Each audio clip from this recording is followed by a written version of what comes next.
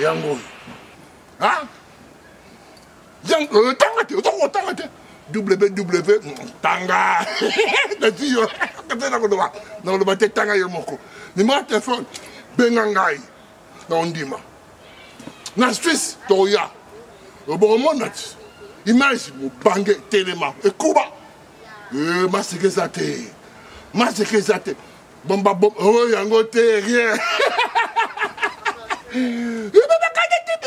yakala monde lelo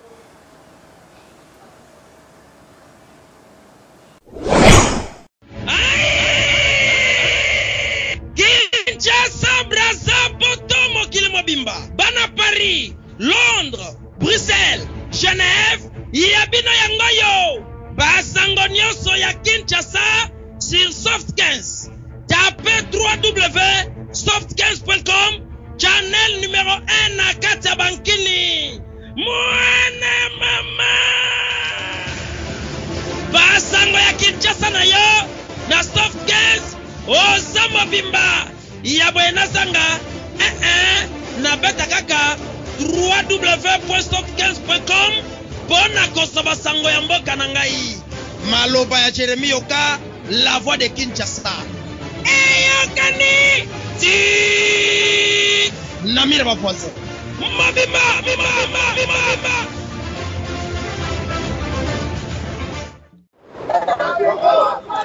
Voilà. Je pense qu'il aura peut-être un petit mot à vous dire. Monsieur Jacques Miango Munguya, qu'est-ce que vous pourrez dire par rapport à cette manifestation? Donc vous êtes l'un des artisans. La télévision Soft 15, le public vous écoute, si vous avez un mot à dire. Okay, le mot est seulement qu'on a vécu un scénario, comme d'habitude.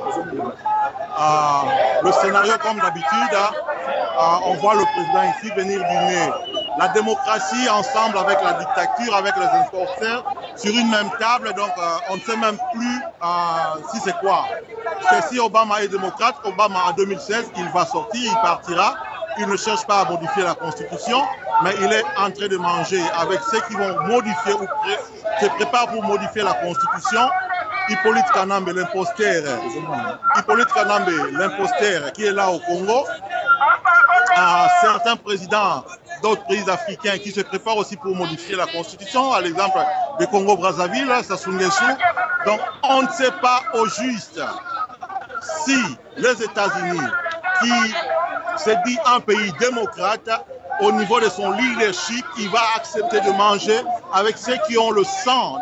Par exemple, le cas de Hippolyte Kanambe qui a plus de 12 millions de Congolais, le sang de 12 millions dans ses mains, et Hippolyte Kanambe qui est le voleur, extra-voleur, qui aujourd'hui vaut 15 milliards de dollars, et Obama va accepter de manger.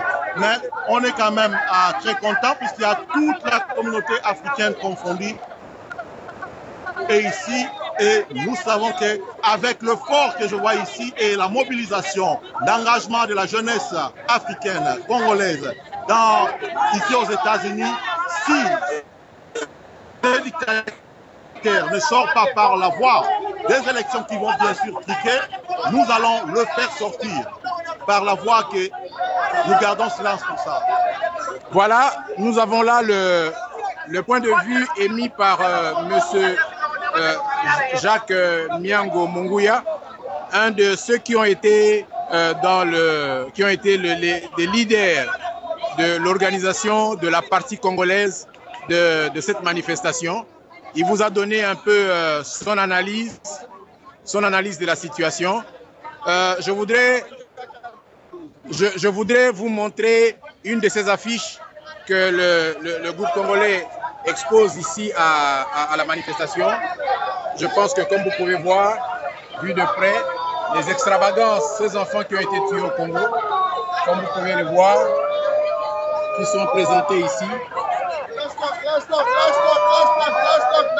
Ces enfants affamés, tournez un peu à l'arrière voilà sur l'autre face de ce poster ce qui est présenté. Donc le public de Soft 15 TV peuvent voir comment l'Afrique est réunie là pour pouvoir exprimer l'extrême désolation. Cet enfant à qui l'on a arraché le cerveau, justice in DRC Congo. Voilà un peu. Donc c'est vraiment.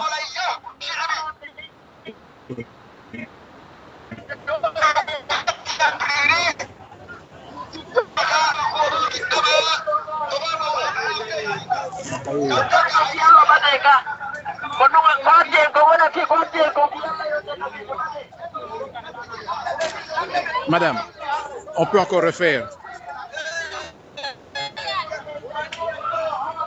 Voilà ces affiches qui sont présentées ici. L'extrême horreur, l'extrême horreur, l'extrême horreur, l'extrême horreur. Tournez, madame, tournez encore. Tournez. Voilà ce qui se passe en République démocratique du Congo, tel que cela est présenté ici à la Maison Blanche, au niveau des photos. Vous voyez la dame qui présente le... C'est une Éthiopienne. Oui, justement, c'est un peu une solidarité africaine. La solidarité africaine prévaut ici.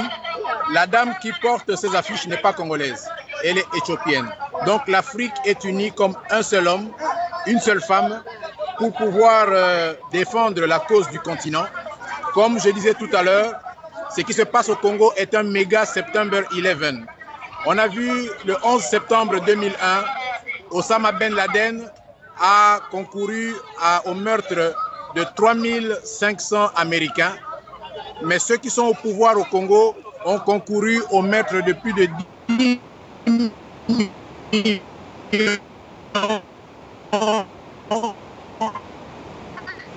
de Congolais, c'est-à-dire 3000 fois photos. Voilà là la police qui, au lieu de contribuer à assurer la sécurité des populations, la police qui devient l'assassin de la population congolaise. Oui, voilà ce qui se passe en Guinée. Voilà ce qui se passe en Guinée. Nos frères guinéens apportent la preuve des pires souffrances physiques, morales et psychologiques endurées par le peuple guinéen, qui ploie sous le joug d'une dictature qui ne fait l'ombre, qui ne fait pas de cadeaux, au peuple. Voilà. Qu'est-ce que vous pouvez apporter comme contribution à la télévision Sopkins par rapport à votre action ici à la Maison Blanche? Vraiment, on est là ce soir, le peuple fatigué. Les Africains sont déjà fatigués. Les Africains sont fatigués. Nous tous, on n'a qu'à se lever pour que ces dictateurs-là, ça n'a qu'à finir en Afrique. C'est tout ce que je peux dire ce soir-là. Merci beaucoup. L'homme était là depuis 8 h du matin. Merci. Vous voyez ce qu'Alpha Condé, l'air militaire, police, gendarmes qu'ils ont fait. Vous avez vu. Merci beaucoup. Merci. Donc, voilà un peu comment ça se passe ici, le spectacle que nous avons ici à la Maison Blanche. Un grand monde en train de participer à cette grande rencontre, à cette grande manifestation. Eh bien, le Congo à feu et à sang, l'Afrique à feu et à sang. Vous voyez un peu comment tout cela se passe. On n'a pas besoin de démontrer. Voilà ces femmes qui sont là depuis ce matin. Depuis ce matin, elles sont là. Elles ont répondu présent. Elles ont répondu présent à l'appel de l'Afrique pour pouvoir couvrir cette manifestation. Voilà. Tous ces hommes, toutes ces femmes. Voilà. Je pense que ces images sont très éloquentes. Ces images sont très éloquentes. Ils parlent d'eux-mêmes. Comme vous pouvez voir.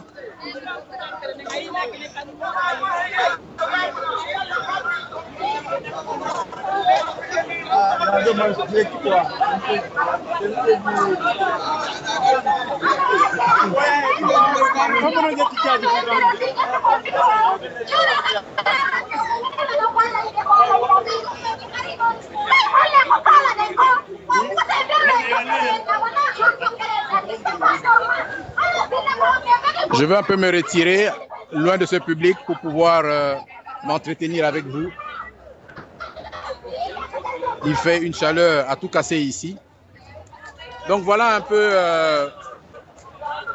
peu l'image de la situation ici.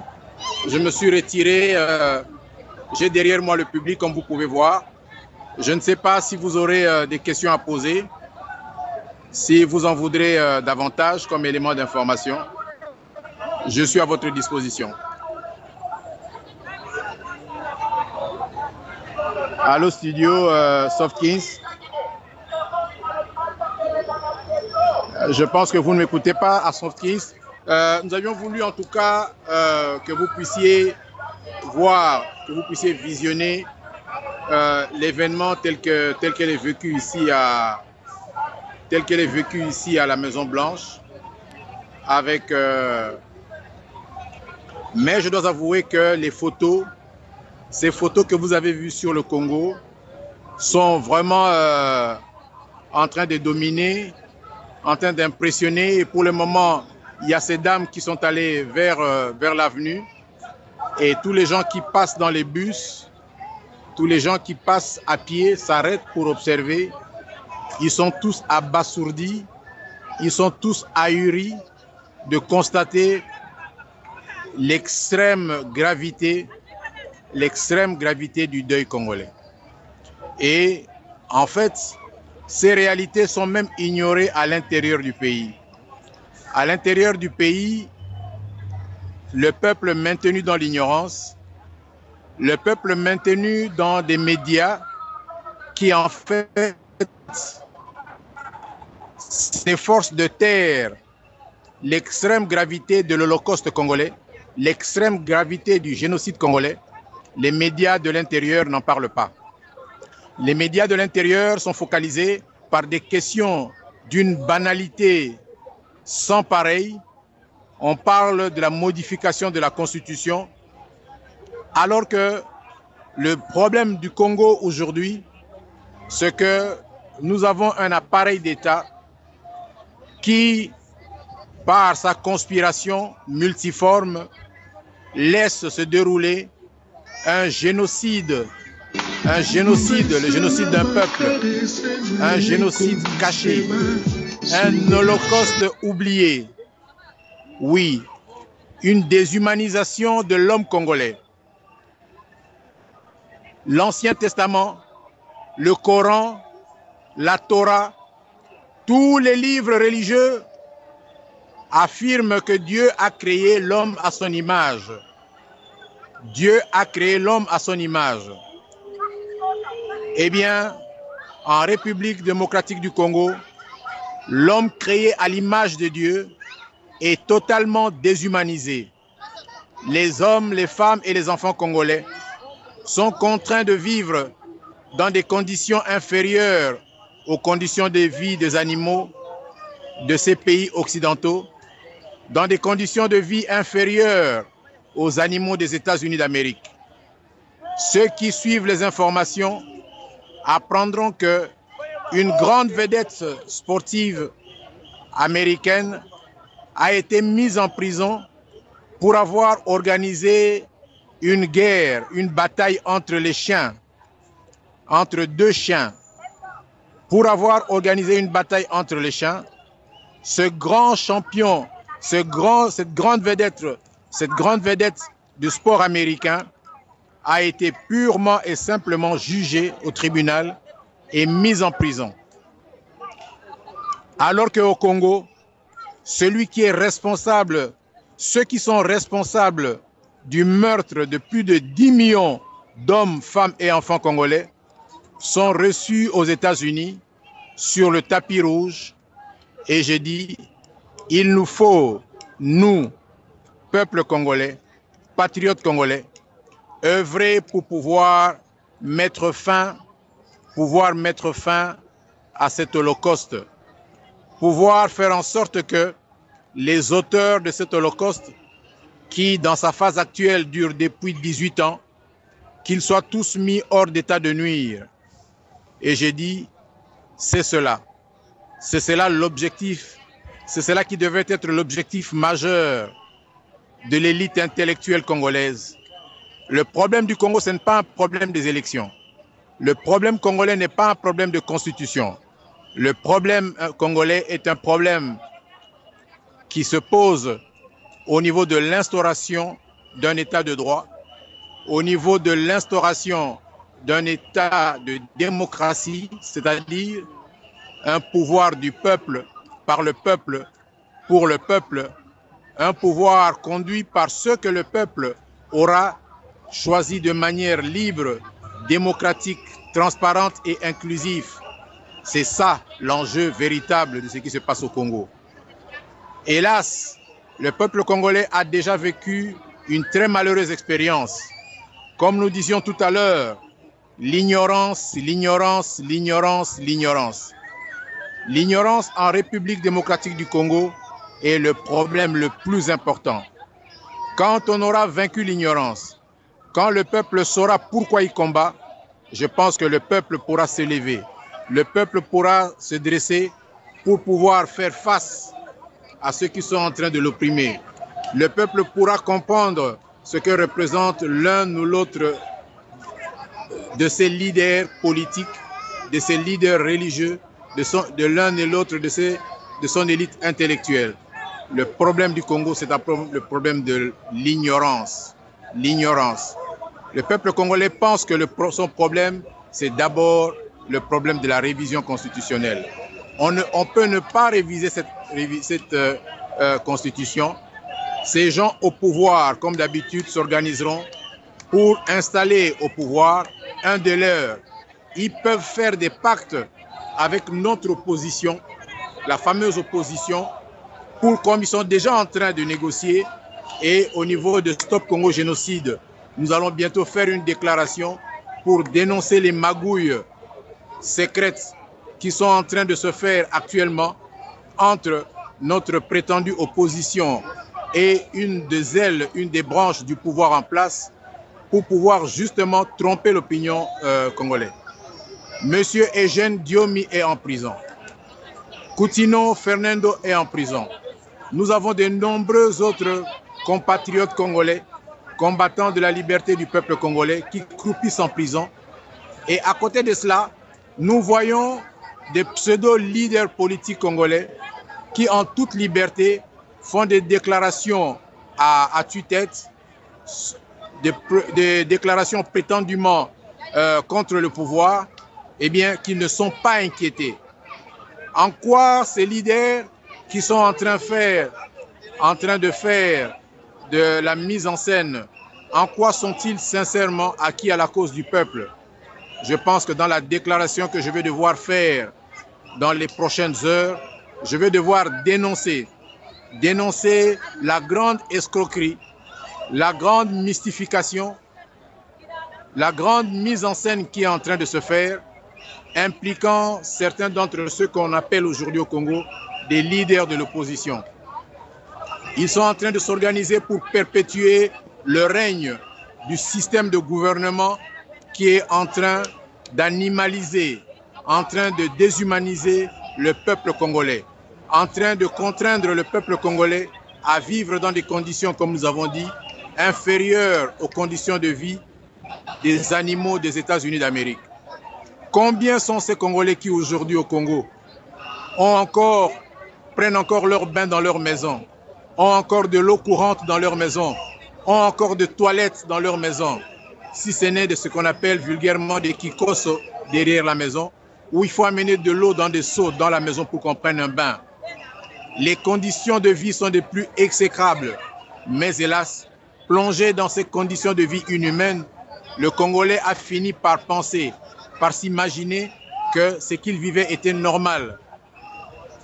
Plus de 90%, plus de 90% des avenues au Congo n'ont pas d'asphalte.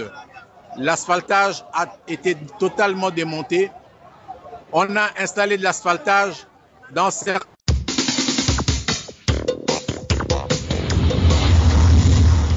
Vous êtes à l'écoute de www.softgains.com. Suivez les informations 24 heures sur 24, 7 jours sur 7 sur www.soft15.com. Soft 15 TV. L'asphaltage a été installé sur certains tronçons qui sont les plus en vue, en fait, pour la gestion en fait médiatique de ces avenues. Mais aller dans toutes les communes au Congo, à Kinshasa, partout où il y avait de l'asphalte, il n'y a plus d'asphalte. Allez voir les conditions de vie, tout ce qu'il y a comme poussière à Kinshasa. Vous verrez que, en fait, c'est du tape à l'œil qui est fait. Mais hélas, au Congo, on considère cela comme étant normal. Il y en a qui vont se faire photographier sur ces petits tronçons de boulevard, alors que toute la ville n'a pas de lumière.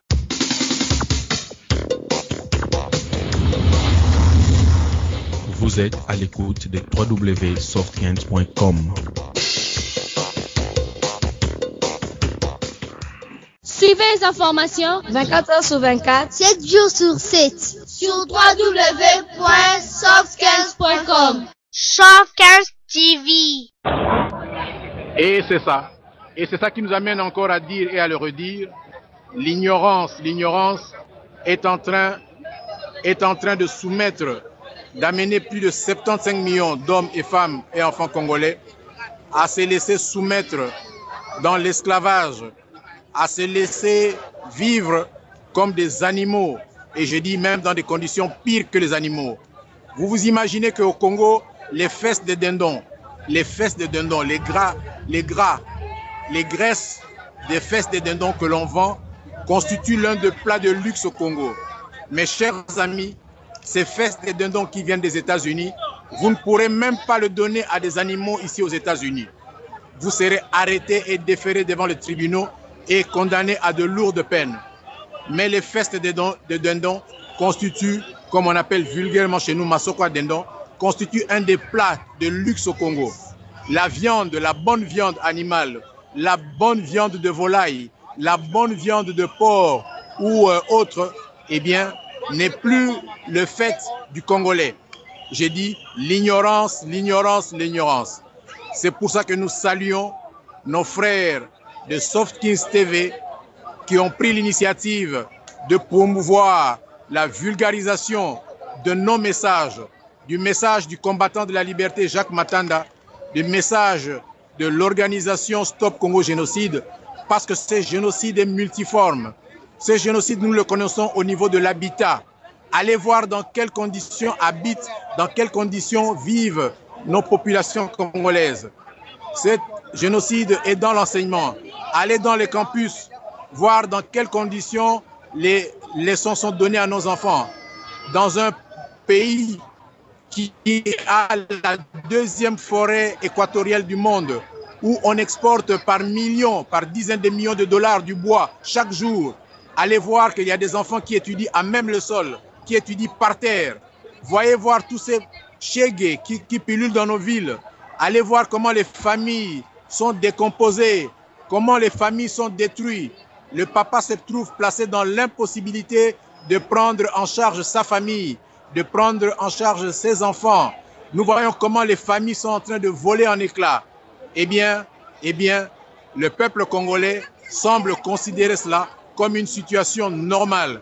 Et cela est dû du fait de l'ignorance reine. Eh bien, le leader politique congolais, l'élite intellectuelle congolais est lui aussi plongé dans cette ignorance. De sorte que dans le débat politique congolais en cours à l'intérieur du pays, on n'ose pas aborder le problème dans son sens réel, dans son essence réelle. On aborde le problème politique congolais en parlant en termes de constitution, en termes d'élection. Nous avons assisté à 2006 à une mise en scène d'élection.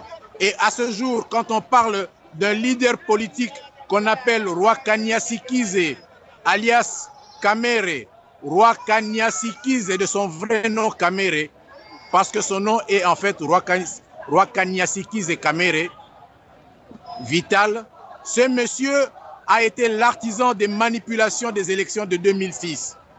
Quand on le voit aujourd'hui intervenir dans les débats politiques, il n'ose pas encore faire son témoignage.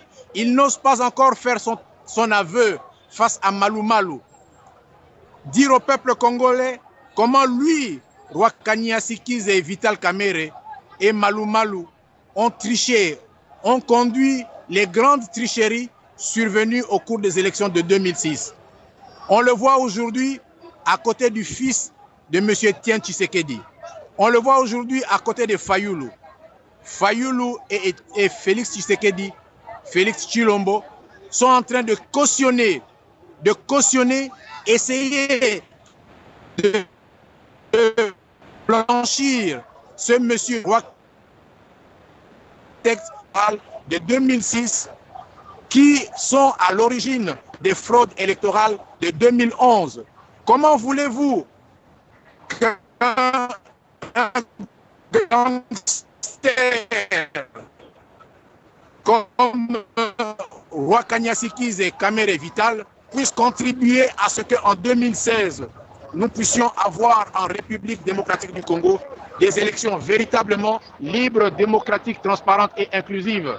Si tant est qu'en 2006, il a été l'un de deux ou trois principaux, je dis bien l'un de deux ou trois principaux artisans et architectes de ce que fut la grande manipulation de 2006.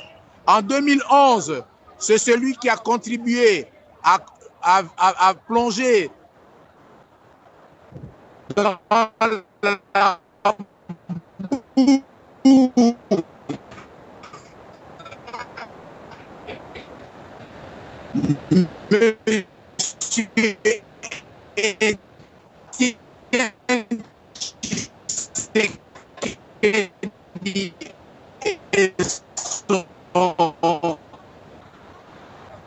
groupe politique et les peuples ce dernier, eh bien je dis aujourd'hui, alors que nous savons que l'état de santé de caché et c'est son fils maintenant qui apparaît, nous voyons sa photo brandie partout à côté de Kamerhe et à côté de nous, alors que lui-même Tshisekedi n'est pas encore apparu sur la place publique pour se prononcer. Et on fait passer son fils comme étant lui-même. J'ai dit l'ignorance, l'ignorance, l'ignorance, l'ignorant mal qui contribue en elle a vécu à l'époque où Mao Tse-tung, malade et mourant, était gardé dans une maison par sa femme et la bande de 4 qui utilisaient Mao Tse-tung comme étant un instrument caché et ils étaient en train de mener toute la politique de la Chine jusqu'au moment où Deng Xiaoping et les autres leaders chinois ont pris le devant, ont neutralisé Madame Mao et la bande de 4 et leur groupe pour pouvoir faire savoir au peuple chinois la vérité qui se passait. Et ce qui s'est passé en Chine à l'époque et ce qui est en train de se passer aujourd'hui en République démocratique du Congo. L'ignorance, l'ignorance, l'ignorance est ce qui est reine en Afrique et ce qui est reine en République démocratique du Congo. Dans la déclaration politique que nous allons devoir faire très bientôt, nous allons revenir avec force détail sur ces questions-là. Il se trouve au niveau de l'individu faisant office de chef de l'État au Congo, il se trouve un groupe de personnes qui sont complices des des fameux prétendus leaders de l'opposition et qui sont en train de combiner toute la mascarade, toute la magouille auquel on assiste aujourd'hui. Diomi Ndongala est en prison. Coutinho Fernando est en train de mourir. Eh bien, qu'est-ce qu'ils ont de moins que les autres qu'on est en train de maintenir en prison, qu'on est en train de laisser voyager à travers le monde? Il y a une grande conspiration, il y a un grand complot qui est en train de s'opérer. J'ai dit, nous allons devoir dénoncer cela dans la déclaration, dans la communication politique que je vais devoir faire demain soir et qui pour le week-end sera rendu public dans ces émissions. Donc nous revenons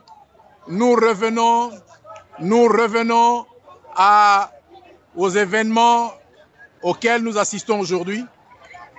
Nous revenons à cela. Nous disons, les autorités américaines ne sont la propriété ni le monopole de personne. On s'en est bien rendu compte. Les institutions dirigeantes américaines ont contribué à la mise en place du pouvoir de l'État actuel au Congo.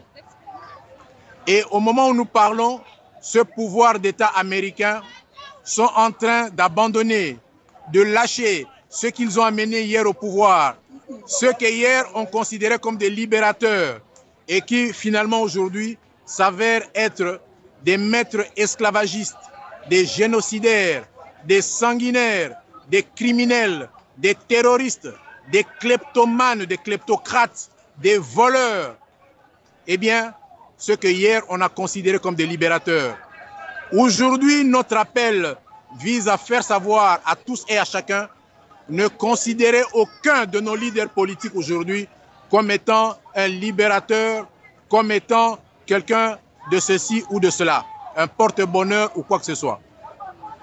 Vous devez avoir le doute méthodique sur chacun d'entre eux.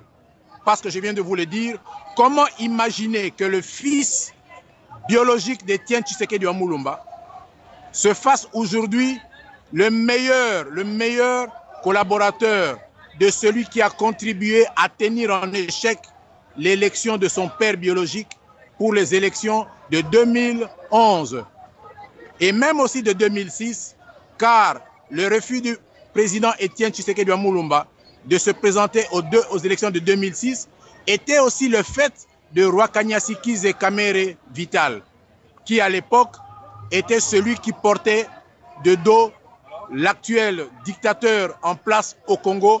Nous avons dit l'individu faisant office de chef de l'État. Aujourd'hui, au niveau du pouvoir en place au Congo, il y a une lutte sans merci. Il y a une lutte sans merci qui est pilotée des États-Unis. Vous avez un groupe des Katangais qui pensent que l'authenticité du pouvoir en place est leur.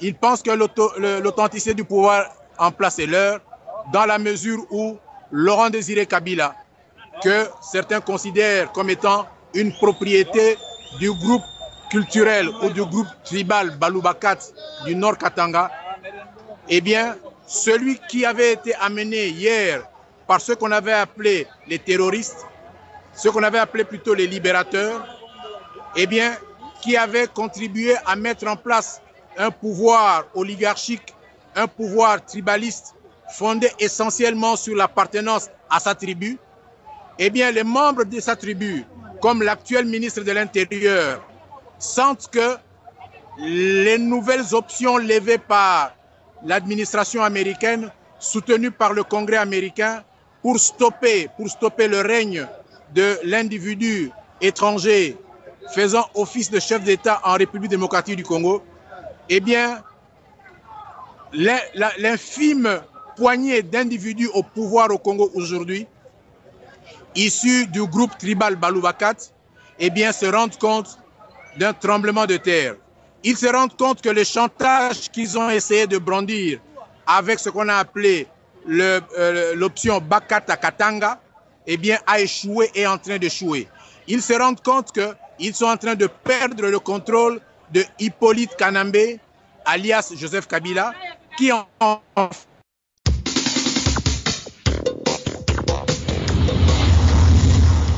Vous êtes à l'écoute de www.softgains.com. Suivez les informations 24 heures sur 24, 7 jours sur 7 sur www.softgains.com. Softgains TV.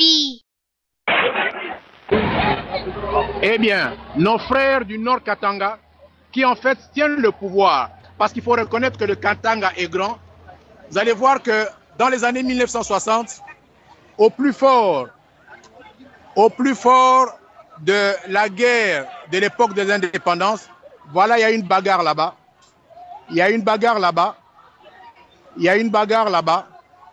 Deux tendances d'une opposition sont en train de se battre. La police est en train de venir à la rescousse. Nous ne savons pas ils sont de quel pays, mais nous voyons qu'il y a un grand mouvement là-bas. Il y a une bataille. Mais enfin, nous allons continuer notre reportage. Nous avons dit que l'ignorance qui fait que le peuple congolais ne sait pas quels sont les véritables enjeux et nous allons devoir contribuer à en parler à apporter ces éclairages. Nous disons, le groupe Balouba 4 se rend compte qu'ils sont en train de perdre le pouvoir. Et quand vous allez au Katanga, on dit le Katanga, les Katangais, les Katangais. Ce n'est pas tous les Katangais. Et même quand vous allez dans le nord Katanga, ce n'est pas tout le nord Katanga. Il y a un petit groupe dans la contrée de Manono, un tout petit groupe dans la contrée de Manono, une infime poignée d'individus Balouba 4, ce n'est même pas tous les Balouba 4 qui détiennent, qui participent, qui détiennent le nœud de pouvoir et qui constituent en fait les gardiens qui apportent la caution congolaise et katangaise justement à ce dictateur étranger qui a été parachuté à la tête de l'appareil de l'État congolais après le coup d'État perpétré par la garde présidentielle zimbabwéenne qui, à l'époque, assurait la garde rapprochée de Laurent Désiré Kabila. Eh bien, cette infime minorité de leaders intellectuels et politiques Balouba 4 savent maintenant que le pouvoir va leur quitter. Et ils sont en train de s'agiter. Ce n'est pas tous les Katanga. Vous allez voir les autres, même dans le nord Katanga, beaucoup ne sont pas partie prenante à ce pouvoir. La grande majorité, quand vous allez voir la misère qui existe dans le nord Katanga, la paupérisation, les enfants ne vont pas à l'école, il n'y a pas d'hôpitaux, les routes sont totalement abîmées, toute l'économie est par terre, les vécus sociaux de la population au nord Katanga, dont les leaders sont au pouvoir au Congo, dans leur propre terroir, c'est la mort, c'est la misère. Et ne disons pas dans le reste du Katanga. La richesse minière du Katanga est pillée par une infime poignée d'individus vivant à Kinshasa, c'est-à-dire les Katangais de Kinshasa et ceux de la ville c'est situé opérant dans la ville de Lubumbashi, en train de mettre le Katanga, à genoux le Katanga, en train de crever le Katanga. Eh bien, ces individus, aujourd'hui, sont en train de se rendre compte que celui sous le couvert duquel ils s'étaient agglutinés pour pouvoir contribuer au pillage de l'État congolais, pour contribuer à vivre des mamelles de l'État congolais, eh bien, ils se rendent compte que celui-ci est en train de partir. Et ils sont en train de tenter tout ce qu'ils pourront, mais hélas, eux aussi sont dans l'ignorance. Ils sont plus ignorants que n'importe qui. Ils ne se rendent pas compte de ce que représente la force de frappe des États-Unis d'Amérique. Mes chers frères, mes chers compatriotes, les Américains, on les aime ou on les aime pas. On les aime ou on les aime pas. Mais on est tous obligés, on est tous contraints de tenir en compte le fait que les Américains aujourd'hui sont l'hyperpuissance mondiale, sont la seule et unique superpuissance au monde. Ce n'est plus comme à l'époque de la guerre froide, où nous avions d'un côté les Russes, de l'autre côté les États-Unis. De sorte que la sagesse au pouvoir, la sagesse à la direction des affaires des États, contraint de tenir en compte ces faits-là, contraint de tenir en compte l'évolution de ce genre de situations. Autrement, nous nous trouvons dans des situations comme ceux survenus en Libye, un pays extrêmement riche, un pays extrêmement outillé, comme ne l'est pas notre pays. Vous avez vu comment Kadhafi a été balayé, comment aujourd'hui la Libye est à feu et à sang. Vous avez vu comment le problème de l'Irak avec un grand leader comme Saddam Hussein, qui avait une armée bien organisée, qui avait beaucoup d'argent, vous avez vu comment tout cela s'est réglé. Et j'ai dit, ce n'est pas au Congo où nous n'avons pas d'armée, ce n'est pas au Congo où le contraire va se faire. Donc tous ces gens, vous allez voir là le groupe de Congolais, vous allez voir là le groupe de Congolais qui se déploie devant la Maison Blanche en train d'animer. Là c'est le groupe de Congolais, c'est le groupe de Congolais. Bon. Voilà, là c'est le... Oui. Thank you. Vous voyez là le groupe de Congolais déployé devant la maison, déployé devant la Maison Blanche, en train d'animer. Eh bien, vous voyez là les Congolais Vous voyez le groupe de Congolais déployé en train d'exhiber. Eh bien, ça c'est le groupe de Congolais en train de se produire devant la Maison Blanche. C'est dire que Washington chauffe et en face de Can I push my on you, please? Ouais. Vous voyez là la police américaine requis à la sécurité qui est en train de tenir en ordre les compatriotes congolais. Vous voyez là méchant. Vous voyez là méchant que vous avez l'habitude, ça passe en direct. Hein? Vous voyez là méchant qui est en train de couvrir l'événement. Ça passe sauf qui est en direct. Vous voyez là. Merci Sofkins pour les informations. Ma voix est partie. Nous sommes ici. Nous l'avons dit et nous mettons en exécution. La ville là c'est fini. Ce n'est pas à cause des Américains, mais à cause de toi, lui et moi. Nous sommes debout pour notre pays. Et nous disons merci Sofkins. Donc voilà.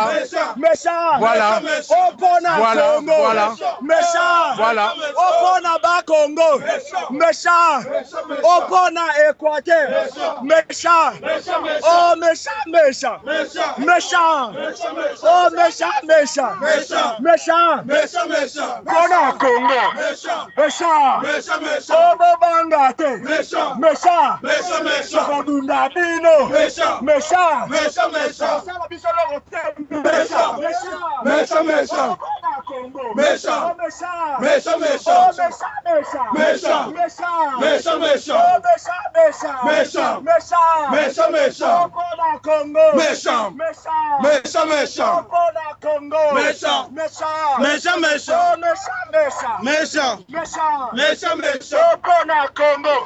Voilà un peu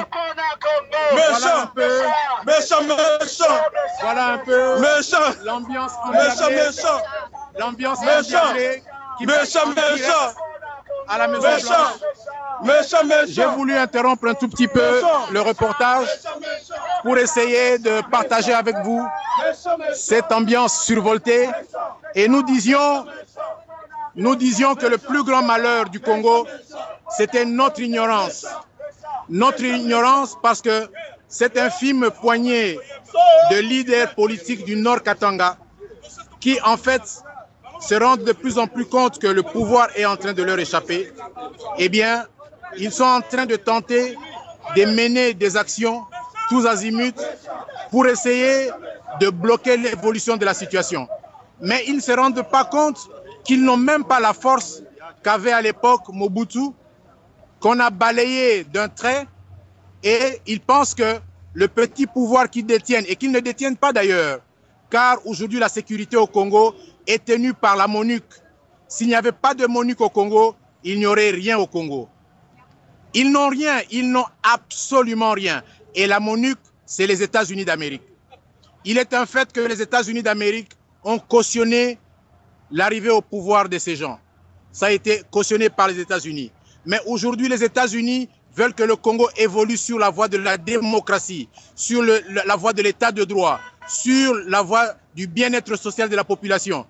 Les États-Unis ne sont plus d'accord avec ce qui se passe aujourd'hui au Congo. C'est dire qu'il y a un changement qui est en train d'arriver. Et il nous faut nous organiser. Il nous faut nous organiser pour pouvoir gérer cette situation avec beaucoup de maturité pour contribuer au changement chez nous.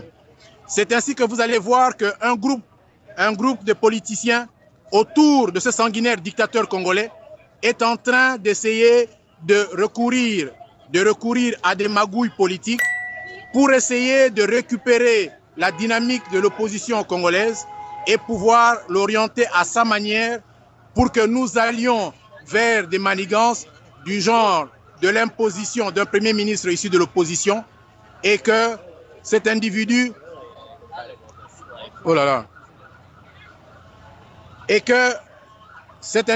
puisse rester au pouvoir jusqu'en 2016. Comment pouvons-nous maintenir au pouvoir cet individu jusqu'en 2016 et que lui soit celui qui va organiser les élections alors qu'il contrôle sa milice armée, alors qu'il contrôle la banque centrale, alors qu'il contrôle les médias publics et même les médias privés. La plupart des réseaux médiatiques d'émission sont contrôlés par ses proches. Nous ne pouvons pas aller aux élections dans les conditions actuelles.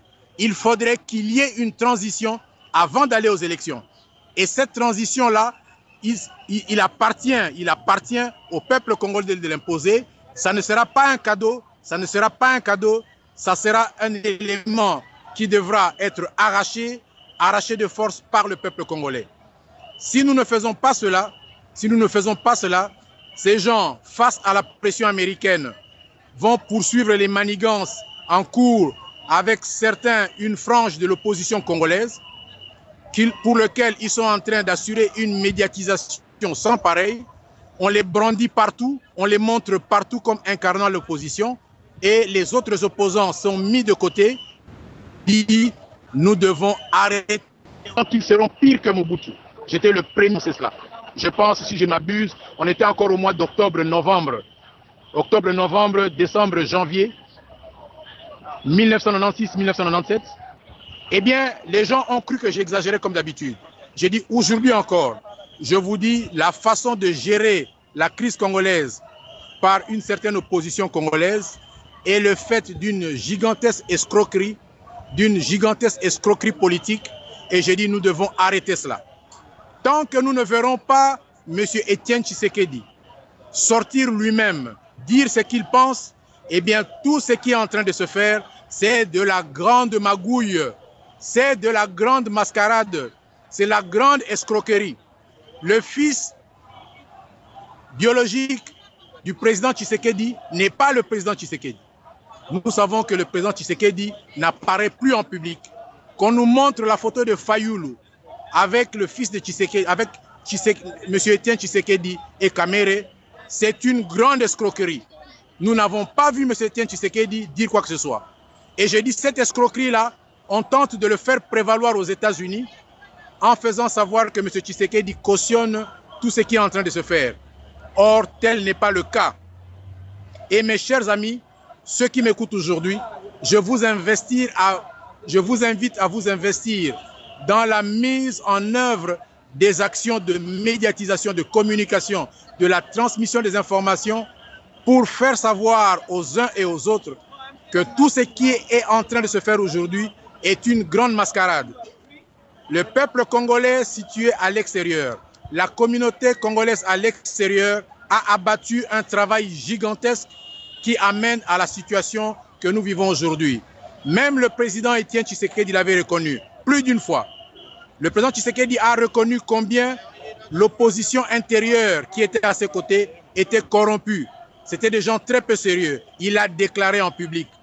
Comment aujourd'hui on tente de tenir en échec l'opposition extérieure et faire émerger une certaine opposition intérieure alors que nous savons que c'est tous des magouilleurs, des gens qui ont contribué à la mise en échec du processus de démocratisation, du processus de libération, du processus de l'émergence et de l'instauration de l'état de droit en République démocratique du Congo. Mes chers amis, ne nous laissons pas tromper par des pseudo-libérateurs. Ne nous laissons pas tromper. Le problème du Congo, comme j'ai dit, il faudrait que nous amenions les églises congolaises qui aujourd'hui, dans leur plus large majorité, échappent au phénomène de la corruption actuellement. J'ai dit la plus grande majorité des églises pris comme corps, sont ceux au travers duquel nous devrons aller trouver une approche de la solution réelle et véritable au problème congolais. Les politiciens congolais sont corrompus, les chefs militaires congolais sont corrompus. Certes, l'église n'est pas à 100% pure. Certes, les chefs des églises, les leaders de nos églises ne sont pas à 100% pires. Mais c'est le moindre mal. Et mieux que le moindre mal, c'est encore ce qui concourt à maintenir en vie l'esprit de l'éthique, la morale au Congo. De sorte que j'invite les uns et les autres à soutenir le leadership des personnalités telles que le cardinal Laurent Mosengo Passigna, qui a eu un soutien unanime des églises congolaises à l'époque de la tenue des travaux de la conférence nationale souveraine, et qui encore aujourd'hui est l'homme à abattre par le pouvoir criminel, génocidaire, kleptocrate en place au Congo. J'ai dit, il faut soutenir ce monsieur, et au-delà de lui, l'ensemble des églises congolaises. Et je dis, c'est de là que viendra aussi le processus de changement, le processus de démocratisation aboutira à sa fin avec ce phénomène-là. Donc nous revenons à ce que nous disions, vous avez autour de Kanambé un individu dont nous taisons le nom à ce stade. Nous avons un individu qui est en train de prendre en charge un groupe au sein de l'opposition et en train de les médiatiser, en train de les recommander auprès des autorités américaines, en essayant d'amener une grosse fourberie, amener les autorités américaines à considérer qu'avec ces leaders de l'opposition-là, il y aura moyen d'évoluer dans un consensus avec le pouvoir en place, en excluant bien sûr le groupe dit Katangé et autres, pour pouvoir évoluer dans ce que eux pensent sera une voie de salut. Et c'est ça la grande escroquerie actuellement. Une escroquerie qui amène des réunions secrètes, des combinaisons secrètes entre un groupe parmi les proches collaborateurs, les plus proches collaborateurs d'Hippolyte Kanambé alias Joseph Kabila, qui sont des mèches avec certains réseaux américains et qui ont désigné au sein de l'opposition les personnes fréquentables avec lesquelles ils peuvent négocier la magouille qui est en train de se tramer maintenant. Nous pensons que le problème congolais ne peut pas être l'affaire de 2, 3 ou 4 individus. Non.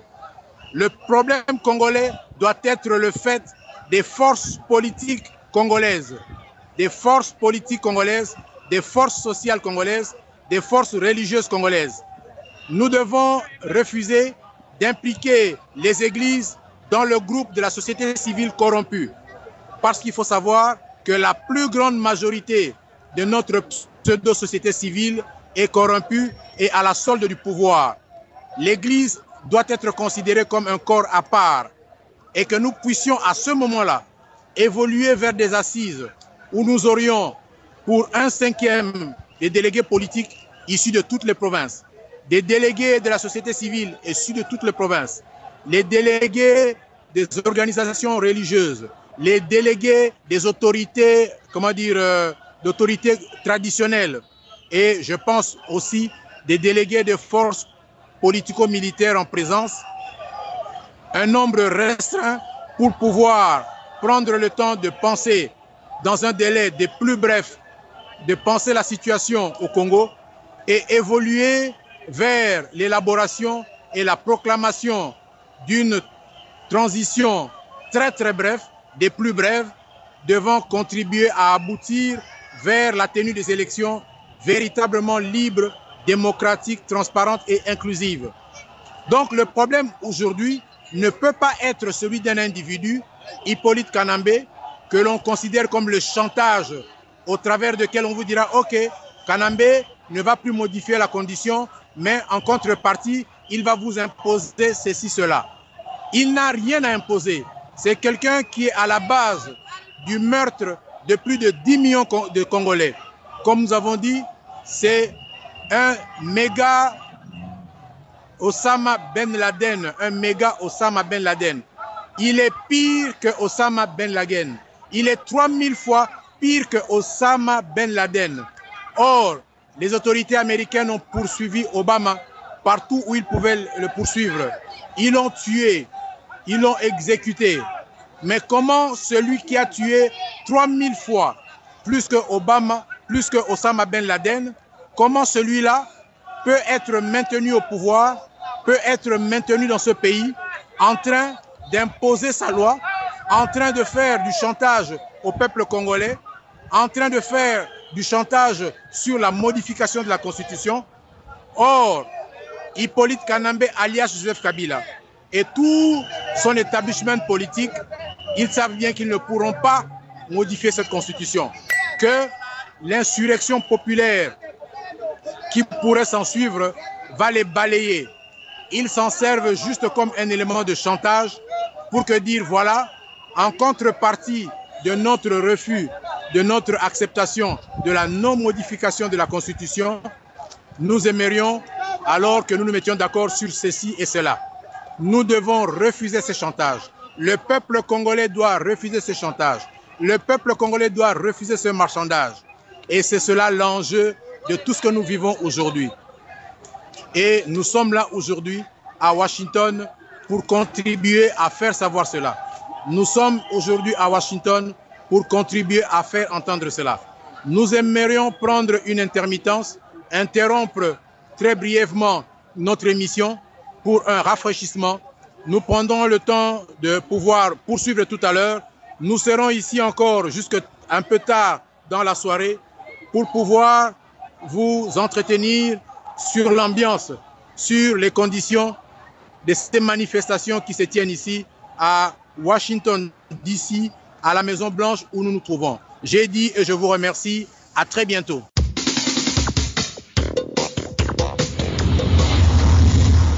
Vous êtes à l'écoute de www.softgains.com. Suivez les informations 24 heures sur 24, 7 jours sur 7 sur www.softgains.com. Softgains TV, Gains TV, Gains TV, Gains TV, Gains TV, Gains TV, Gains.